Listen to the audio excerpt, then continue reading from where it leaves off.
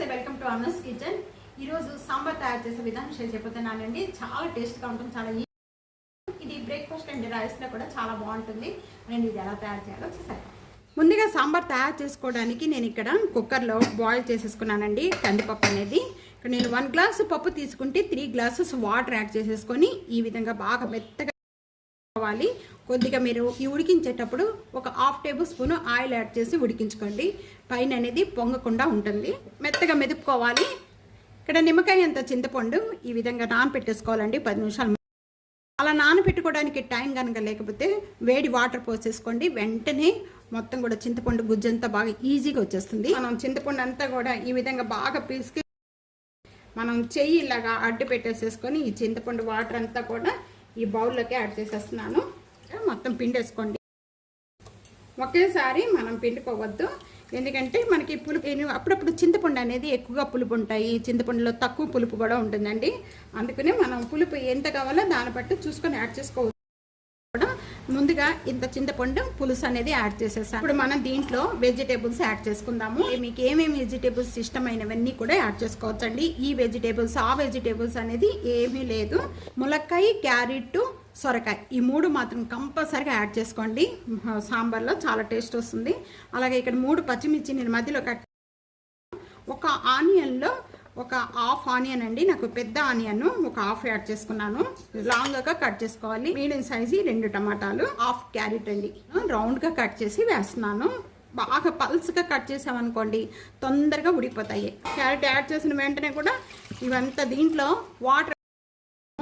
కొద్దిగా వాటర్ ఎక్కువగా యాడ్ చేసుకోవాలండి. వీటితో పాటు 3 రెమ్మల కరివేపాకు కూడా ఈ విధంగా యాడ్ చేసేసుకోవాలి. వీటితో పాటు కొద్దిగా కొత్తిమీర అండి ఈ విధంగా చిన్న చిన్న పీసెస్గా కట్ చేసేసి యాడ్ చేస్తున్నాను. ఒక 1/2 టేబుల్ స్పూన్ పసుపు, టేస్ట్కి సరిపడా సాల్ట్ అండి.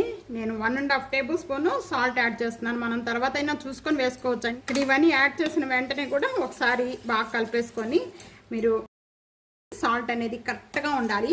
సాల్ట్ కొద్దిగా ఎక్కువగా ఉండాలండి. మనం మళ్ళీ పప్పు వేస్తాం కాబట్టి కరెక్ట్గా సరిపోతుంది. స్టవ్ మీద పెట్టేసుకుందాం హై ఫ్లేమ్లో. ఇప్పుడు నేను స్టవ్ మీద పెట్టేశానండి. లాస్ట్ వరకు కూడా స్కిప్ చేయకుండా చూసారంటే ఈ సాంబారు చాలా టేస్ట్గా ఉంటాయి. హై ఫ్లేమ్లోనే పెట్టి ఇవన్నీ మగ్గించేసుకోవాలి. చూస్తున్నారు కదా బాగా ఉడికిపోయాయి. సాంబార్ పెట్టుకోవడం అనేది ఒక 5 మినిట్స్లో సాంబార్ రెడీ చేసుకోవచ్చండి. అవి కూడా నేను ఒకసారి కుక్కర్లో చూడండి. ఒకసారి ఈ కలర్ చేంజ్ అయిపోయిన వెంటనే కూడా ముందుగా మనం ఉడికించుకున్న మెత్తగా మెదుపుకున్న పప్పు అంతా కూడా ఇప్పుడు యాడ్ చేస్తాం. ఇలా కలుపుతూ కూడా యాడ్ చేసుకుందాం. ఇప్పుడు మనం పప్పు అంతా యాడ్ చేసుకున్న వెంటనే కూడా ఈ విధంగా పల్స్గా అనిపిస్తుంది. కానీ మనకి సాంబార్ పౌడర్ యాడ్ చేసిన వెంటనే కూడా మొత్తం కూడా సాంబార్ అంతా చిక్కబడిపోతుంది. ఇంత బెల్లం యాడ్ చేస్తున్నానండి సాంబార్లో. ఈ బెల్లం అంతా యాడ్ చేసేస్తున్నాను. 2 టేబుల్ స్పూన్ సాంబార్ పౌడర్ అండి. షార్ట్ వీడియోలో పెట్టానండి. చాలా అంటే చాలా టేస్ట్గా ఉంటుందండి. ఈ సాంబార్ మనం ఎంత పెట్టుకుంటున్నామో దాన్ని బట్టి ఈ పౌడర్ యాడ్ చేసుకున్నారంటే చాలా టేస్ట్. మనం ఇదంతా కూడా వేసేసుకొని ఒకసారి బాగా కలిపేసేసుకొని ఒక సాంబార్ పౌడర్ కరెక్ట్గా ఉందా లేదా అనేది ఒకసారి చెక్ చేసుకోండి. నాకు ఇంకా 1 టేబుల్ స్పూన్ సాంబార్ పౌడర్ పడుతుంది. అంటే మొత్తం కలిపి మనం 3 టేబుల్ స్పూన్ యాడ్ చేసుకున్నాం. 3 table spoon sambar powder add చేసిన వెంటనే ఇప్పుడు చూసారు కదండి సాంబార్ అంతా కూడా చిక్కబడిపోయింది. ఈ విధంగా ఉండాలి.